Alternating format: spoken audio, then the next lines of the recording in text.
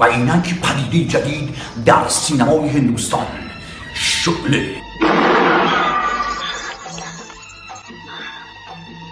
اکران این فیلم دنیای سینمای هند را در هم می‌آورد.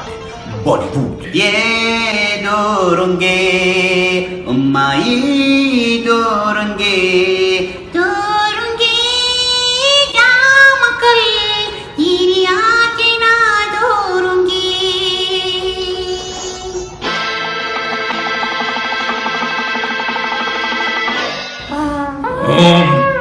اونی که میبینی اونجا آویزون زنده بیم.